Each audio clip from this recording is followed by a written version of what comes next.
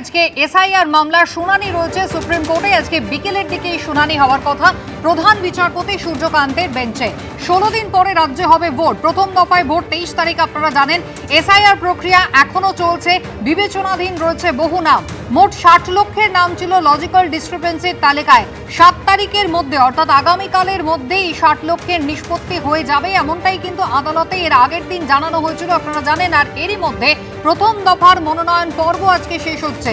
সেক্ষেত্রে এই 60 লক্ষেরই বিবেচনাধীন যে নামের তালিকা রয়েছে তার সম্পূর্ণটা নিষ্পত্তি হচ্ছে কিনা তা কিন্তু আজকে শুনানি শেষেই পরিষ্কার হবে।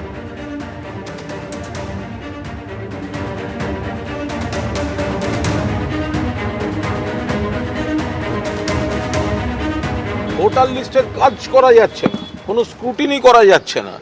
তার কারণ বেশ কিছু মানুষ তো নিশ্চিত নন। সুপ্রিম কোর্ট বলেছিলেন কাউকে যদি বাদ দিতে হয় তাকে তার কারণ জানাতে হবে। কারণ জানানো দূরের কথা, সে বাদ কি বাদ নয় সেটারই এখনো পর্যন্ত কোনো নিশ্চয়তা নেই। কোথায় অ্যাপিল করবে? অনলাইনের অর্ধেক সিস্টেম কাজ করছে না, ট্রাইব্যুনালের খোঁজ পাওয়া যাচ্ছে না অধিকাংশ জায়গায়। ফলে মানুষ চূড়ান্ত একটা অনিশ্চয়তা। আমরা বলছি তৃণমূল কংগ্রেস পাশে আছে, মমতা বন্দ্যোপাধ্যায়, অভিষেক বন্দ্যোপাধ্যায় পাশে আছেন। কেউ এই ধরনের নিজেকে শেষ করে দেওয়ার সিদ্ধান্ত নেবেন না।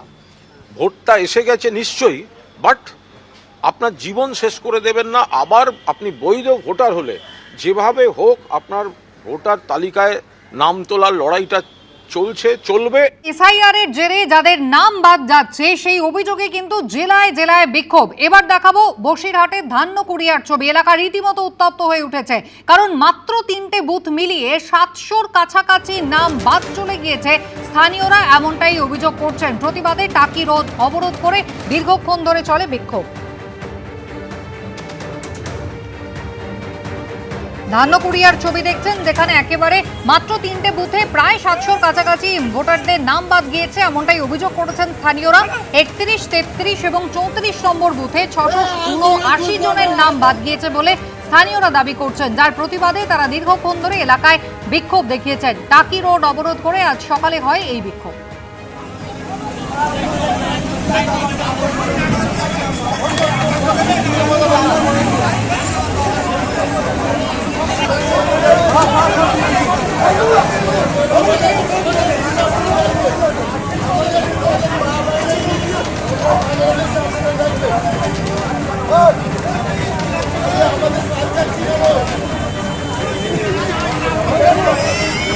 ট্রাইব্যুনালের বাইরে কিন্তু লম্বা লাইন পড়েছে। বারাসাতে ট্রাইব্যুনালে আবেদনের জন্য দীর্ঘ সেই লাইনের ছবি আপনারা দেখতে পাচ্ছেন।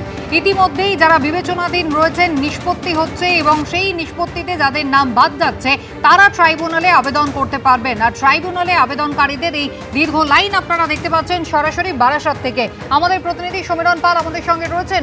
সমীরণ, দীর্ঘ লাইন দেখা যাচ্ছে, দীর্ঘক্ষণের অপেক্ষা, কি বলছেন যারা এই লাইনে দাঁড়িয়েছেন? একেবারে কুসুমিতা, উত্তর 24 পরগনা জেলা শাসকের দপ্তরে অফলাইনের ট্রাইব্যুনালে আবেদনের প্রক্রিয়া শুরু হয়েছে, এবং যে সমস্ত ভোটারদের নাম বাদ চলে গেছে তালিকা থেকে তারাই এসছেন লম্বা লাইনে। ক্যামেরাম্যান দীপ্ত তোমাকে ছবিটা দেখাচ্ছে যে লম্বা লাইন জেলা শাসকের দপ্তর, যেখানে আমরা দেখতে পাচ্ছি একেবারে জেলা শাসকের দপ্তরের সামনে রয়েছে। সেই জেলা শাসকের দপ্তরের থেকে লাইন শুরু হয়েছে এবং সেই লাইন পৌঁছে গেছে আদালত চত্বর পর্যন্ত, অর্থাৎ আদালত পেরিয়ে প্রায় 2 কিলোমিটার লম্বা লাইন। এবং সেখানে যারা দূর দূরান্ত থেকে এসছেন তারা লম্বা লাইনে দাঁড়িয়েছেন। কেন তাদের, আপনারা কি জন্য এখানে এসছেন? আমাদের ওই বাড়ির লোকেদের সব ওই ডিলিট ছিল, তাই সেই জন্য এসছি আর কি। কতজনের নাম? আমাদের আত্মীয় স্বজনের মধ্যে প্রায় 25-26 জন একই বুথ।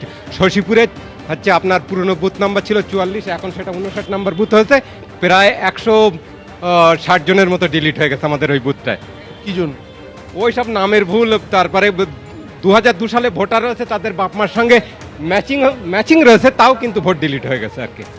জন্য কত লাইনে দাঁড়িয়ে আছি, মোটামুটি আমরা এসছি 9:45 এখানে এসছি আর কি। এখনো আছে, ওই পিছনে লাইন আছে আর কি। সব লম্বা লাইন তুমি দেখতে পাচ্ছ। দীপ্ত তোমাকে ছবিটা দেখাচ্ছে যে যারা এসছেন দূর দূরান্ত থেকে, জেলার বিভিন্ন প্রান্ত থেকে। এর আগে আমরা দেখেছিলাম যখন তালিকা প্রকাশিত হয়েছিল, চূড়ান্ত সেই খসড়া তালিকা, সেখানে দেখা গেছিল যে প্রচুর মানুষের নাম বাদ গেছে। তারা জেলা শাসকের দপ্তরে ভিড় করেছিলেন এবং সেই ভিড় সামাল দিতে হিমশিম খেতে হয়েছিল পুলিশকে। আজকেও আমরা দেখতে পাচ্ছি সোমবার সপ্তাহের প্রথম কাজের দিন জেলার বিভিন্ন প্রান্ত থেকে মানুষজন এসছেন, তারা লম্বা লাইনে দাঁড়িয়েছেন এবং তাদের একটাই বক্তব্য, তাদের নাম বাদ চলে গেছে এবং সেই কারণে আপনারা কী জন্য এই লাইনে দাঁড়িয়েছেন? আমাদের 2002-এ নাম থাকা সত্ত্বেও পাসপোর্ট, আধার কার্ড সমস্ত কিছু থাকা সত্ত্বেও আমরা লাইনে এসেছি, আমাদের নাম বাদ দেওয়া হয়েছে।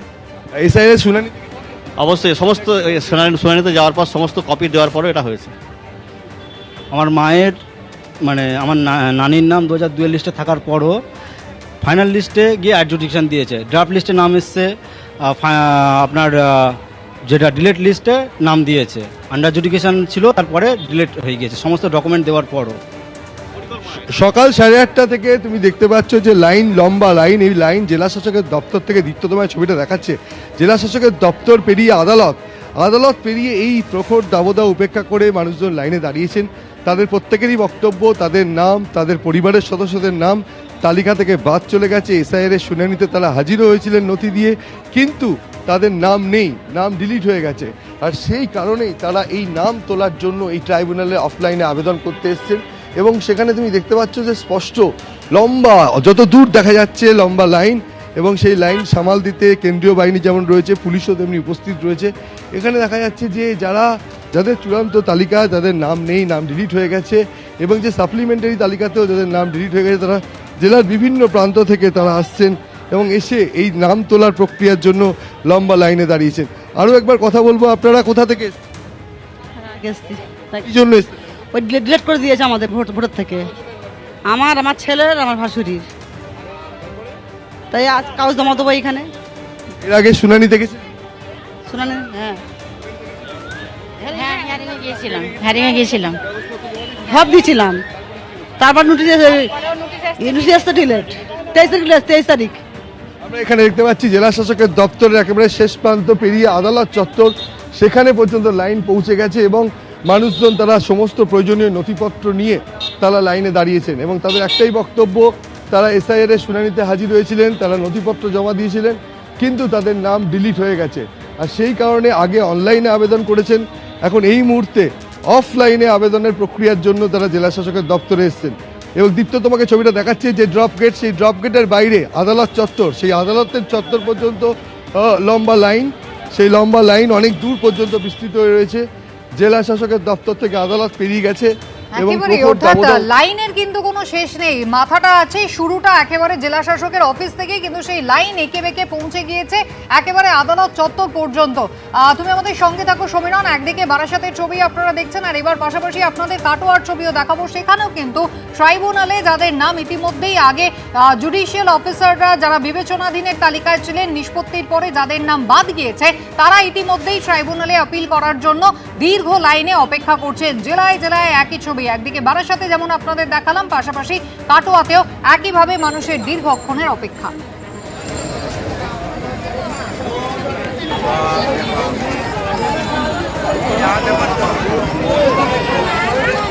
ট্রাইব্যুনালে আবেদন দেওয়ার জন্য কাটোয়া মহকুমা শাসকের দপ্তরের সামনে বিশাল লাইন, সেই লাইন দেখা যাচ্ছে যে একেবারে মূল যে পুরনো অফিস রয়েছে তার সামনে যেমন ভিড়, সেই রকমভাবে দুদিকেই কিন্তু লাইন দেখা যাচ্ছে। এই দিক দিয়ে যদি দেখা যায় কয়েকশো মিটার কিন্তু লাইন রয়েছে এবং আরেক দিকে যদি আমরা দেখি, আমার ক্যামেরা পার্সনকে বলবো যে এই দিকটা একবার দেখানোর জন্য, এবং সেখানেও আমরা দেখতে পাচ্ছি যে লম্বা এখানে লাইন হয়ে রয়েছে এবং পুরো মহিলারা, বয়স্ক মানুষরাও এখানে রয়েছে।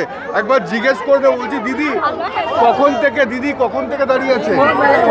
ভোরবেলা থেকে, ভোরবেলা থেকে। কি সমস্যা, কখন থেকে দাঁড়িয়ে আছে? ভোরবেলায় কি হয়েছে? ওই যে ভোটের কাগজ বিলেট করে দিচ্ছে, তাই জমা দিতে আসছে। যতদূর চোখ যাচ্ছে ততদূর কিন্তু রয়েছে এবং আরও যত এগিয়ে যাব ততই কিন্তু লম্বা লাইন দেখা যাবে এবং মূলত এদের নাম বাদ গিয়েছে এবং যে ট্রাইব্যুনালে আবেদন করার জন্যই এই ভিড়। রানা দাস, এবিপি আনন্দ, পূর্ব বর্ধমান। এবিপি আনন্দ, এগিয়ে থাকে, এগিয়ে রাখে।